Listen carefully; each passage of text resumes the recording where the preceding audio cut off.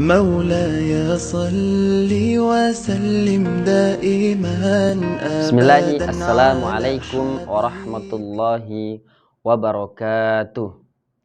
Alhamdulillah, assalatu wassalamu ala rasulillah wa ala alihi wa sahbihi wa man walah wa ba'du. Pemirsa yang berada di rumah, Umi, Abi, semoga Allah senantiasa merahmati antum semuanya. Semoga Allah senantiasa memberikan kesehatan kepada antum semua, sehingga kita bisa memanfaatkan kesehatan ini untuk selalu bertakarub kepada Allah Subhanahu wa Ta'ala. Umi, Abi, serta pemirsa yang ada di rumah, kita ketahui bahwa Al-Quran ini memiliki keutamaan yang sangat luar biasa. Seseorang yang membaca Al-Quran, meskipun ia tidak mengetahui artinya, akan memberikan dampak yang dahsyat.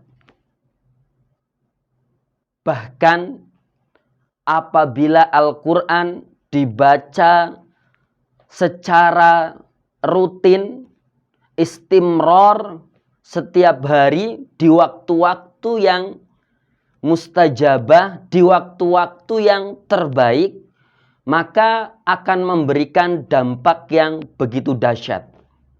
Bukan hanya dampak dari segi fisik, bukan hanya dampak yang hanya terlihat, tetapi lebih daripada itu, Al-Quran akan memberikan dampak yang luar biasa pada ruhiyah, pada jiwa, sehingga akan ada perubahan yang luar biasa yang terjadi bagi orang-orang yang memiliki kebiasaan atau melazimi membaca Al-Quranul Karim ini.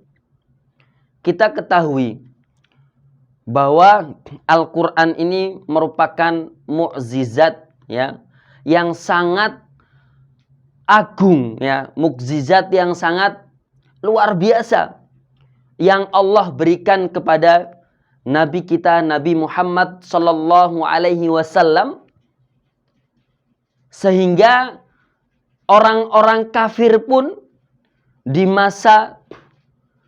masanya Nabi Muhammad sallallahu alaihi wasallam, meskipun ia tidak membenarkan, tidak percaya, tidak mengimani apa yang ada dalam Al-Quran, tetapi orang-orang kafir itu sendiri rindu dengan lantunan bacaan Al-Quran. Ini terbukti kisah terdahulu yang menceritakan bagaimana Abu Jahal dan Abu Lahab, mereka rindu dengan bacaan Al-Quran. Sehingga satu ketika mereka mengendap-endap, mengintip, ya, merayap-rayap, ya, ingin mendengarkan bacaan Al-Quran. Tetapi hidayah Allah Subhanahu wa Ta'ala terhalang. Karena apa? Karena kesombongan. Karena ia memiliki sifat sombong, memiliki sifat apa? Sifat yang tidak mau menerima hidayah, tidak mau menerima kebenaran.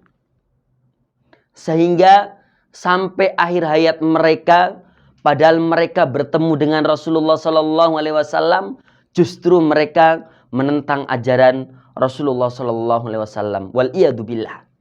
Maka Al-Quran ini ketika dibaca setiap hari, apalagi sampai pada tahapan menghafal, ini luar biasa sekali. Pasti akan ada perubahan yang nampak, yang terjadi pada diri orang yang menghafalnya.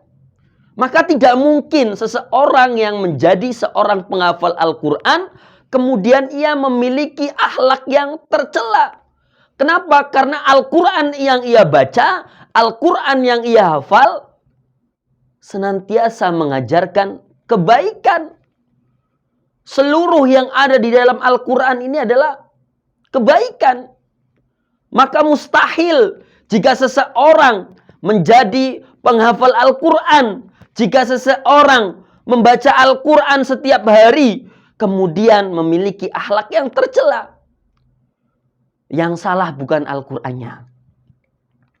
Jikalau memang ada orang yang setiap hari membaca Al-Quran, kemudian menghafalkan Al-Quran, kemudian sampai memiliki akhlak yang tercela, jangan salahkan Al-Qurannya. Salahkanlah dirinya sendiri. Barangkali ia membaca Al-Quran memiliki niat-niat yang tidak benar. Sehingga Al-Quran tidak mampu, tidak bisa memberikan hidayah masuk ke dalam hatinya. Umi, Abi, yang ada di rumah, ya. Sehingga kami sebagai seorang guru, sebagai seorang pengajar Al-Quran, senantiasa mengingatkan bagaimana awalnya anak-anak kita belum mengenal Al-Quran, kemudian mengenal Al-Quran, ini harus ada perubahan. Ya. Sebelum ia belajar di SDIT Arisalah, ya, belum mengenal Al-Quran, barangkali sama orang tuanya suka marah-marah, maka setelah dia mengenal Al-Quran, diajarkan ayat-ayat Allah, kalam-kalam Allah, ini mampu melembutkan, mampu melunakkan hatinya.